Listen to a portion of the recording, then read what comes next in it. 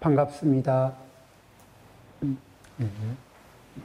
자, 이제 지난 시간에 12페이지까지 우리가 얘기했는데 그 내용이 무엇이냐 하면은 요범 선생이 어려서 일찍 아버지를 여의고 이제 모친이 그 전까지는 과거 시험 공부하던 요범 선생에게 어린 요범 선생에게 과거 시험 공부는 접고 의학을 공부해라 이렇게 얘기를 했고 이제 또 이 어른에게 수순하는 요범 선생이 이제 또 그 말씀을 듣고 의학을 배우기 위해서 아마 어디 의원에 소속돼서 약초를 캐는 약동으로 문구에는 없지만 서하산에 올라갔다는 얘기는 약초를 캐는 약초꾼들이 이런 다니는 곳이기도 합니다. 그래서 약초를 캐고 잠시 쉬기 위해서 그쪽에 절에 들렸다가 명리학의 대가인 공 선생을 만납니다. 그리고 공 선생이 요범 선생이 이 벼슬을 할 사람인데 학문을 하고 벼슬을 할 사람인데 왜 여기에 있느냐 이런 이제 이야기를 했고 그분을 그분의 이제 말씀을 듣고 또 비범한 모습도 갖추고 해서 이렇게 그분을 모시고 집에까지 간 겁니다. 집에 가서 이제 모친에게 인사를 드렸겠죠. 자, 14페이지입니다.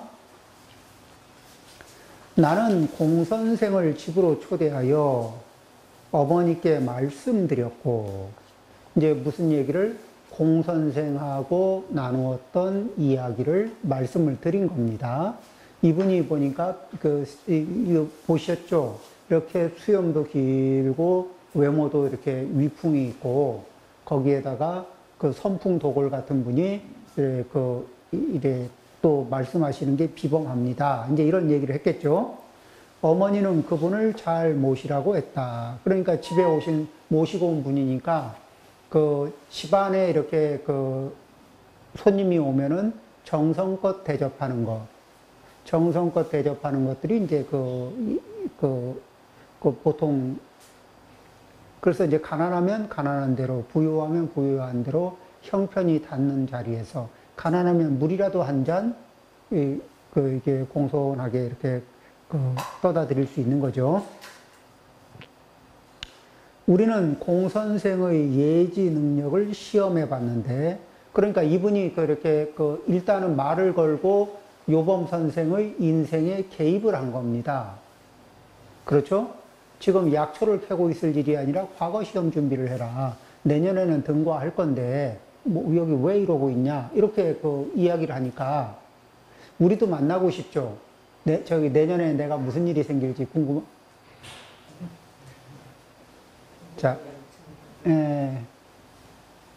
자, 그런데, 이 공 선생의 예지 능력을 시험해 봤는데, 큰 일은 물론, 일상생활의 작은 일도 예언은 적확했다. 정확하고, 그죠? 그랬다는 얘기죠.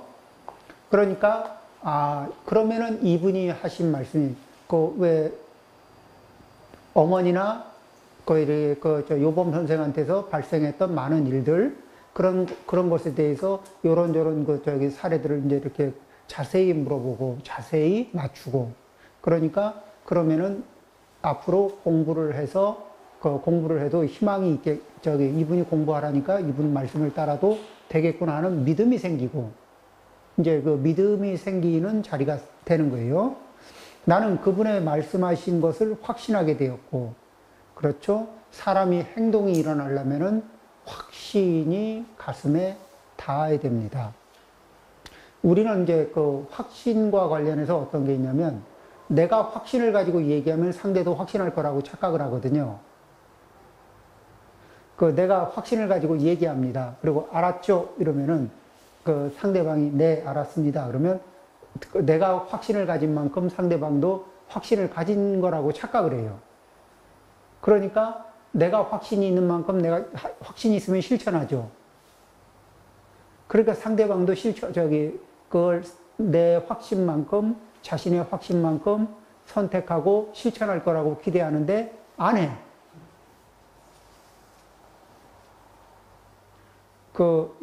설득을 하려니까 앞에 설득하시는 분의 면을 봐서 알겠다고 대답은 해도 그렇게 확신은 말 한마디로 확신이 서는 게 아니에요.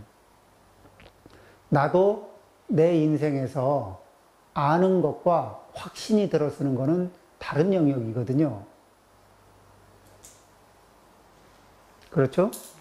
그래서 또 다른 분들한테 얘기할 때도 내가 한마디 하면 다른 분들도 내가 확신하는 건 똑같이 확신하겠지. 그렇게 되질 않아요. 그래서 이제 공감을 하고 또 이 공감의 이게 수준이 높으면은 굉장히 또 전달력이 좋겠죠. 그 다음에 이게 감정적으로 대립하고 있으면 상대에게 확신을 전달할 수가 없습니다. 감정적으로 대립하고 있는 분이 나에게 무엇인가를 설득하면은 말은 알아듣겠어도 설득당하고 싶지 않은 마음이 있죠. 그렇게 설득 안 당하고 싶은 저항하는 마음이 있는 상태에서는 그게 안 돼요. 그러니까 요거는 이제 우리는 계속 관찰을 하는데 이 관찰하는 힘이 굉장히 필요합니다. 사람들이 뭐냐면은 이 첫 번째는 요거 이제 요 부분을 나라고 이렇게 얘기하면 내 마음 안에 이런 여러 가지 일들이 발생되거든요. 여러 가지 심리작용들이 움직여요. 그런데 뭐가 움직이는지, 어느 놈이 가장 힘을 받고 있는지 요것들에 대해서 잘 알고 있을 것 같으면서도 사실은 잘 모를 때가 많아. 그리고 얘가 제일 얼굴을 내놓고서 있어서 얘 때문이다 이렇게 얘기하고 있는데 실제는 얘는 그냥 심부름꾼이고 진짜 주범은 이쪽에 있을 수도 있거든. 진짜 마음은, 진짜 힘을 받는 자리는. 그래서 자기 자신의 마음자리를 이렇게 들여다보는 거.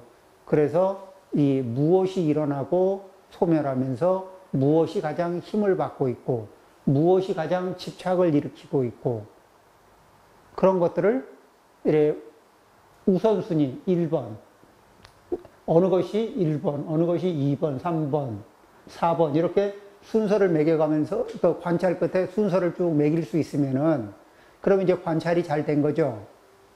그 다음에 실시간으로 이렇게 우선순위가 이런 것들이 어떻게 협업을 하고 있는가. 자, 이제 우리가 요거는 이제 좀 별개의 얘기입니다만, 자, 우리는 이제 이렇게 번뇌 중에서 이제 변견이라는 게 있어요. 변견이라는 게 뭐냐면, 이 신견, 변견, 견치견, 개금치견, 사견에서 다섯 가지 오견이 있는데, 이 다섯 가지 견해가 뭐냐면은, 다섯 가지 견해가 우리의 보는 법을 비틀어요. 그래서 견해상의 착각을 만드는 거거든. 그 중에 이제 변견하고, 그 다음에 이 거만심이 이게 이제 콜라보를 하는 수가 있어. 두 개가. 자, 그러면은 어떻게 되냐면 이 변견이라는 거는 뭐냐면은 이 한문 써도 이게 또 이게 이렇게 쓰는 이 편자인데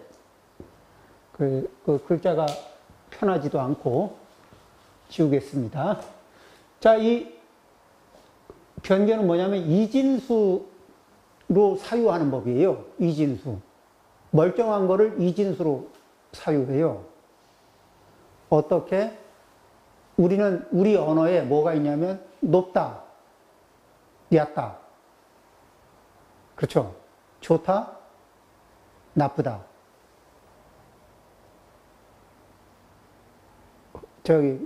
검다, 희다. 우리는 우리가 쓰는 말을 따라서 생각하죠. 근데 그 말은 또 우리 생각의 틀을 표현한 거죠. 그런데 우리는 좋다, 나쁘다, 보통 이렇게 표현하나? 좋지도 않고 나쁘지도 않고 이런 거를 주로 얘기하나요? 높다, 얕다로 얘기하나? 높지도 않고 얕지도 않아. 이렇게 얘기하나요?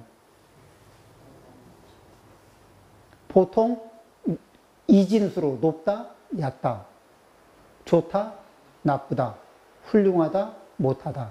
그렇죠? 거기에다가 그러면 이제 그 기준점을 이렇게 긋는데 횡으로 거만심의 마음이 있으면 그러면은 위,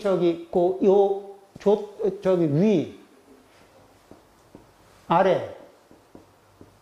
자, 나를 기준으로 해서 내가 볼 때 나보다 위다, 나보다 아래다. 요런 거 써요, 안 써요? 쓰죠?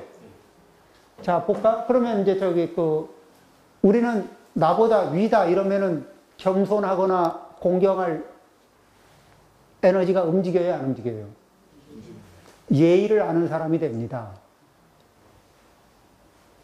근데 나보다 아래다 이렇게 되면은 겸손, 공경 이런 게 작동을 하려 그러나요? 안 하려 그러나? 잘 안 움직이고 움직이면은 이익을 봤다고 생각을 해요? 손해를 봤다고 생각해요?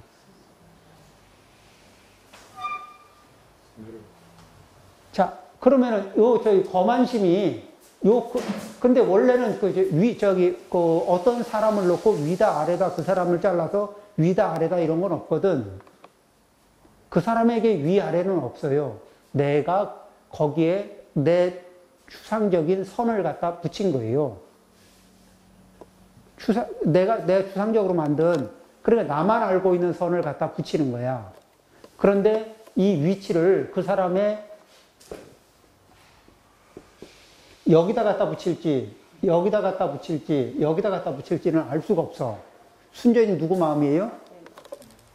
근데, 그러면 거만심이 높으면 높을수록 상대를 아래쪽에 갖다 붙이겠지. 그 아래쪽에, 많이 아래쪽으로 갖다 놓고 보면은 그 사람이 보여요, 안 보여요? 요게 눈높이거든, 요 자리가. 그러니까, 안하무인, 눈 아래쪽으로는 잘 안 보여. 자세히 관찰할 이유도 없어요.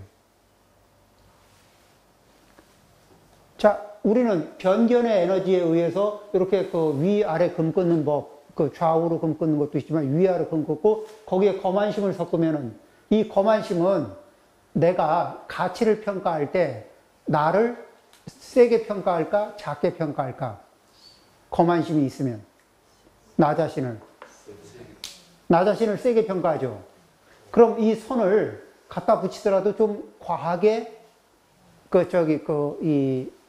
올려서 갖다 붙이죠. 그럼 어지간한 사람들은 다 아래로 내려가요. 자, 이제 여기까지는 이게 생길 수 있는 일인데, 자, 이렇게 생겼잖아요? 그 다음에 무슨 일이 벌어지느냐? 그럼 어지간한 사람이 다 아래로 내려가면 어지간한 사람들이 다 얕잡아 보입니다. 그리고 어지간한 사람들은 다 내가 예의를 차릴 만한 사람들이 아닌 거예요. 그 사람들이 나에게 예의를 차려야 하지. 내 마음속에서 생각이 그렇습니다. 자동으로 그렇게 돼요. 그리고 나한테는 이게 정확하게 팩트고 진실이에요.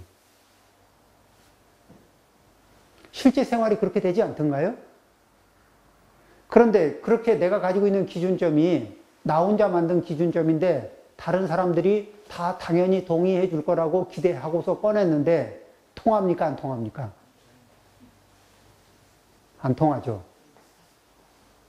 그리고 그분은 또 내가 생각지도 못하게 자기식의 기준점을 굉장히 높게 잡고 있어. 그러니까 그분의 기준점으로 보면 내가 아래쪽이야. 그래서 이 거만심과 변견이 콜라보를 이루면서 번뇌가 이렇게 이 심리적 같이 이렇게 힘을 쓰게 되면은 그러면은 자 눈치를 딱 채보니까 저분이 나를 자신의 기준치 아래에다 갖다 놓고 보고 있구나. 그게 보여. 그러면 친하고 싶죠, 그분하고. 근데 우리 자신도 누군가를, 자, 내가 내 기준치보다 위로 올려놓고 보는 사람 몇 명, 100명을 기준으로 하면은 내 기준치보다 위로 올려놓고 보는 사람이 100명 중에 한 몇 명 정도 나와요. 내 관계망 안에서.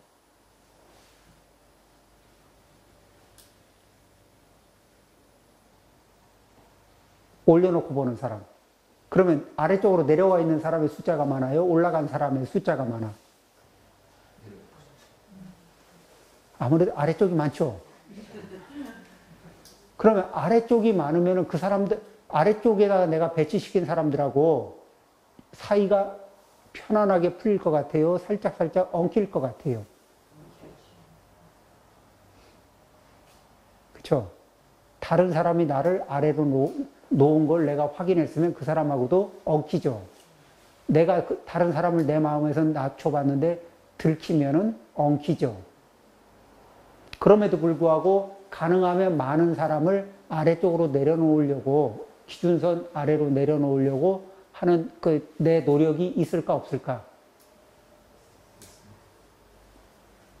자, 이거는 이제 지금 이게 이 변견이라는 것과 거만심이 콜라보를 이루면 발생되는 그냥 심리적인 현상이에요. 그런데 자주 할까? 얘들이 콜라보를 자주 할까 안 할까? 우리 생활에서 자주 하죠. 말로는 그래요. 내가 사이좋게 지내고 싶다니까. 난 좋은 관계를 갖고 싶다니까. 그러는데 이거는 지금 이런 현상이 계속해서 이 마음속에서 콜라보가 이루어지고 있는데 그 부분을 못 알아차리고 있어. 그러면서 당신이 나보다 못하지만 우리 잘 지내자. 이런 쪽으로 계속 접근하거든. 내가 귀엽게 봐줄 테니까 잘 지내자. 뭐 이런 쪽이거든. 그러면 잘 돼요, 안 돼요?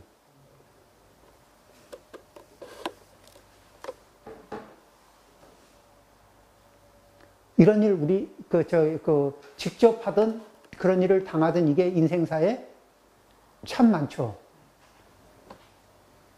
우리는 이렇게 관찰. 내가 지금 내 마음이 어떤 행동을 하고 있는지 이걸 알아차리는 게 굉장히 중요한 거예요.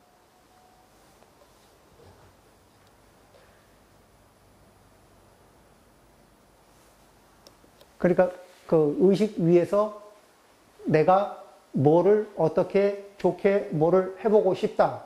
그런데 그 마음 속에서 현재 지속적으로 작동하고 있는 그 시스템, 심리작용과 심리작용 중에서 이런 것들이 지금 나한테서 내 마음 속에 있는 심리작용들이 어떻게 콜라보를 하고 있는지 그거를 실시간으로 하고 있는 것들을 알아차리는 그런 이 공부가 있어야 얘들을 계속 해도 좋다고 방치를 해줄 건지 허락을 할 건지 아니면 그만해 하고 이렇게 이별시킬 건지 그 선택을 할 거잖아요.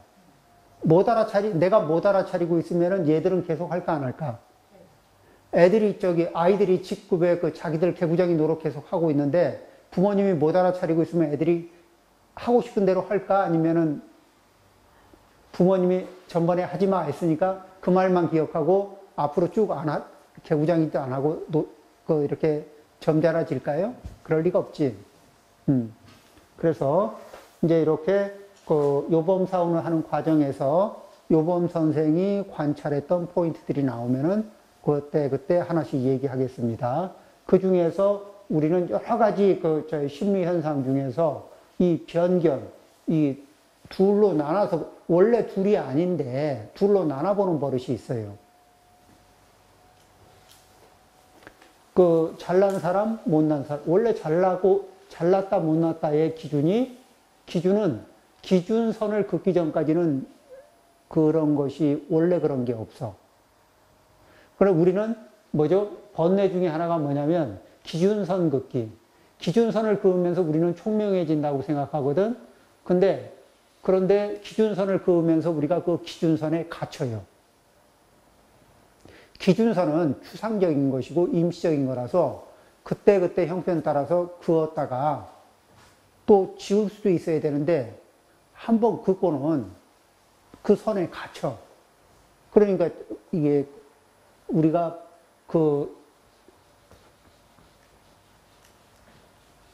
거기에 갇혀서 바보 노릇을 할 때가 많습니다. 그리고 못 빠져나와.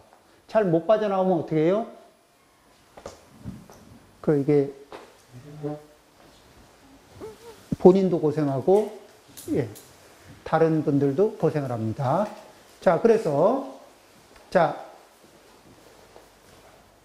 나는 그분이 말씀하신 것을 확신하게 되었고, 다시 시험 공부를 시작할 생각을 갖게 되었다. 그럼 요범 선생만 마음에 그런 생각이 들었을까? 안 그러면 어머니도 같이 그런 생각이, 어머니하고 같이 설득이 된 거겠죠? 예, 그렇습니다. 나는 사촌과 상의했는데, 그는 친지의 집에 머물며 가르치고 있는 욱해곡 선생을 추천하였다. 그러니까 여기 뭐냐면, 친구, 이 집에, 그쪽에, 그러니까 이종 사촌 집 쪽에 뭐를 하냐면은, 예전에는 이제 학교가 어떻게 돼 있냐면은, 그러니까 현이 있고, 중국 같으면은 현이 있고, 부가 있고, 그 다음에 이제 무슨 성, 이렇게 있거든요. 그러면은 학교가 어디냐면 성 쪽에 있어요, 성 쪽에. 그러면은 어떻게 성 쪽에 있고, 그 다음에 나라에 국자감이 있고, 그럼 현에서부터 시험을 쳐요. 그리고, 인재다 싶으면 부로 올려서 다시 시험 치고, 여기에서 다시 그 성으로 가서 성에서 성시까지 치르잖아요. 합격을 하면은 이 성에서는 그 사람을 이제 지금부터는 이제 수재다 이렇게 이름을 붙여가지고 뛰어난 인재다 이런 이름을 붙이고 거기에서 이제 공부를 하게 해요. 그리고 이제 이쪽에 름생이 되면은 그러면 이제 이쪽에서 뭐를 받냐면은 양식을 받아가면서 학자로서 생활을 하는 거예요. 그러다가 이게 성취가 여기에서 이쪽에서 봐서 이제는 고급 인재로 훌륭한 인재에서 고급 인재로 확인이 되면은 다시 어디로 국학대학 국자감 쪽으로 우리나라로 말하면 성균관 이쪽으로 추천을 해요. 그래서 이쪽에 보충이 돼가지고 여기서 지내면서 공부도 하고 최고의 학자들로부터 강학도 받고 그 다음에 이렇게 행정에 대한 실무 경험들도 이렇게 실무 경험에 대한 그런 이야기들도 듣겠죠. 그런 것들을 이제 여기서 익히는 거예요. 그러다가 또 시험을 치거나 이제 이렇게 이쪽에 관리하는 분들의 추천을 받으면은 이제 벼슬로 나아가서 직책을 맡아서 역할도 하고 이러는 거거든. 이게 이제 정식적인 코스인데. 자, 다시 시험 친지집에서 이제 그러면 이 공부를 하기 전에 어디에서 공부하냐면은 우리 서당처럼 누구네 집에 이렇게 학교를 개설해요. 그러니까 그냥 서당을 개설하고 사촌 집에 욱해곡이라는 선생님을 모셔다 놓고 그리고 이제 학생들을 가르치고 있으니까 거기에 기대서 공부하면 되겠다. 그런데 이런 선생님 밑에서 공부해서 이런 과거에 합격할 수가 있거든요. 그런데 재밌는 건 뭐냐면 이런데 보통 이 훈장으로서 이렇게 가르치신 분들이 훈장으로 가르친 분들은 벼슬길에 나갔던 분이었을까? 벼슬길에 못 나갔던 분일까? 예전에 대다수의 훈장은 벼슬에 과거에 급제를 못한 분들이에요. 그런데 과거에 급제 못한 분들한테 배워가지고 과거에 급제합니다. 오묘하죠. 대부분 그러면은 어떤 분들을 이 선생으로 모시냐면 쟤는 이렇게 이 학문적인 재능은 훌륭해요. 그런데 여기에 뭐가 딸리냐면 덕이 딸리는 거야. 보통 사람들이 그러니까 그러면 이게 덕이 부족하면은 복력이 딸리거든.